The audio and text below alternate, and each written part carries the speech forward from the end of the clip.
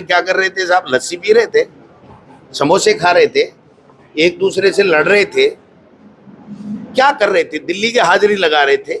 एक दूसरे को बीजेपी में बीजेपी के नेता नीचा दिखाने की चेष्टाएं कर रहे हैं। मैं समझता हूं कि ये राजस्थान का दुर्भाग्य है कि ऐसे लोगों के हाथ में सत्ता चली गई। एक ही काम दिया है कि जो छोटा मोटा संगठन का कार्य हो गया, बट वो ऑनलाइन नहीं हुआ।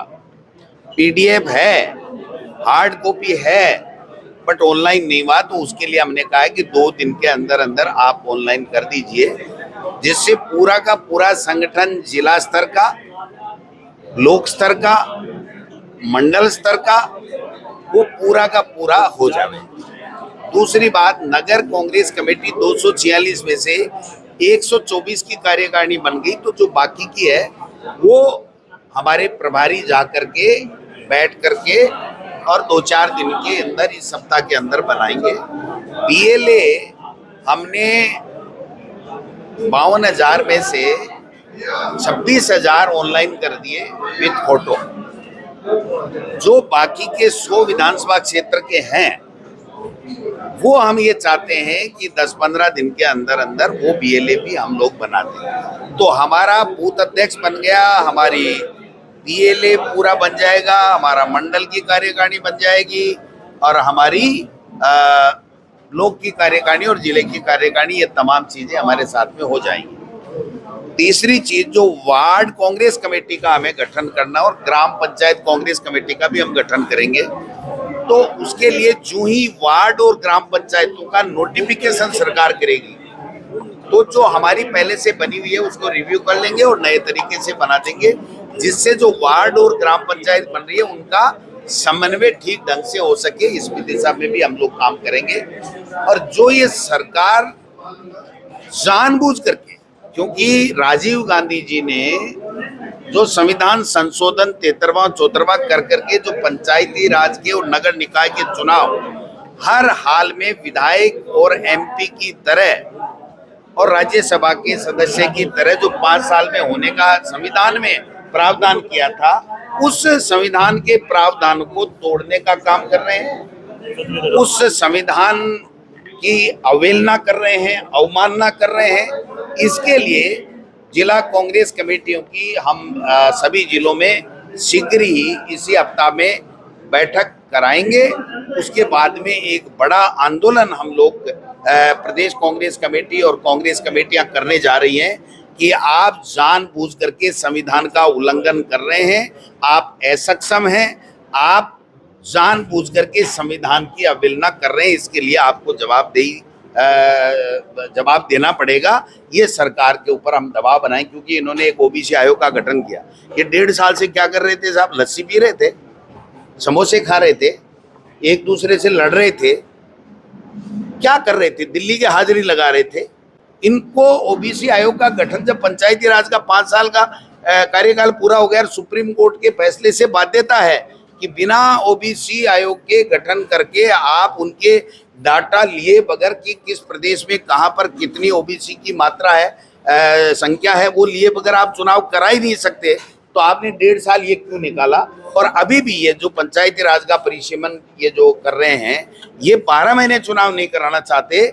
ये चाहते हैं कि हम उल्टा पुल्टा करें, हमारी मर्जी से करें, हाई कोर्ट में मामला उलझे और हम हाई कोर्ट का बहाना लेकर के 12 महीने तक 2027 तक ये भाजपा की सरकार जो संविधान में प्रावधान है उसकी अवहेलना करके ये पंचायत राज का चुनाव नहीं कराना चाहते हैं।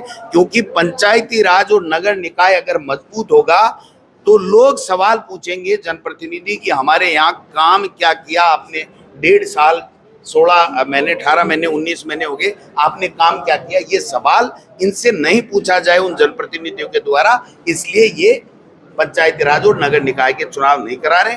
ये हमारा प्रमुख मुद्दा रहेगा। अब आने वाले समय में कांग्रेस पार्टी का बच्चा बच्चा बूथ, ब्लॉक, मंडल, नगर कांग्रेस, प्रदेश कांग्रेस, जिला कांग्रेस कमेटी, सब जगह हम लोग मीटिंगें करके जनता के जो जनप्रतिनिधि बनना अनिवार्य है संविधान के मुताबिक, उनकी बात करेंगे और इनको एक्सपोज करेंगे कि असक्षम अनिर्णय की कच्ची पर्ची आ गई।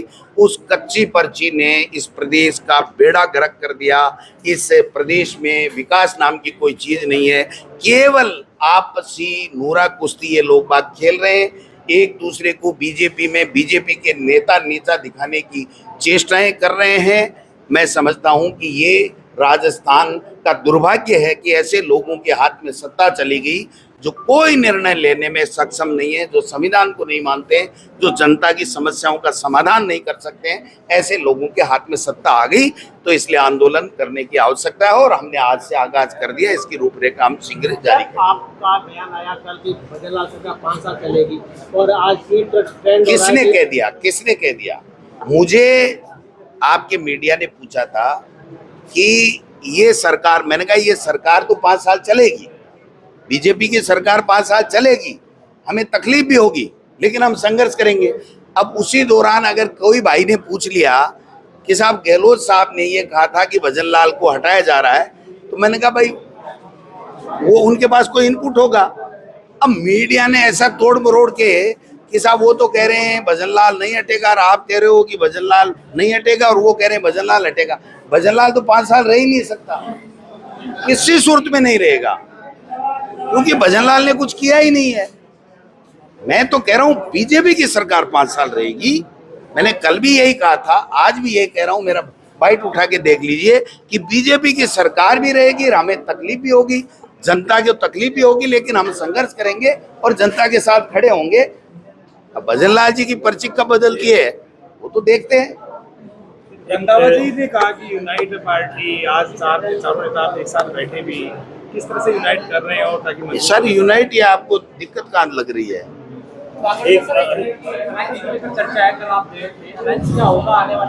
कोई अलायंस नहीं है, किसी से कोई आज की तारीख में अलायंस नहीं है, और अलायंस के फैसले कहीं भी होते हैं तो वो पार्टी अलग कमान करती है। केवल हमारा मेंबर ऑफ पार्लियामेंट में एमपी के चुनाव में हमारा अलायंस था, इसके अलावा कांग्रेस पार्टी हर सीट के ऊपर जो भी चुनाव होगा उसके ऊपर चुनाव लड़ेगी और जीतेंगे। वैसे हनुमान बेनीवाल के जो लाइट कनेक्शन है वो काट दिया गया है और उन्होंने कहा है कि ये व्यवस्थापूर्ण है, इस तरीके से किया जा रहा है। उनके भाई साहब सुनो, उनका तो लाइट काटा है, राजनीतिक व्यवस्था से मेरे यहाँ तो ईडी भी भेजी थी। तो ये हम बार बार कहते हैं कि राजनीतिक व्यवस्था पालते हैं, राजनीतिक व्यवस्था से काम करते हैं, टॉर्चर करते हैं, संविधान का उल्लंघन करते हैं, कानून का उल्लंघन करते हैं, सरकार का मिसयूज करते हैं। ये हनुमान बेनीवाल हो, गोविंद डोटासरा हो, चाहे और कोई हो, सबके साथ में करते हैं।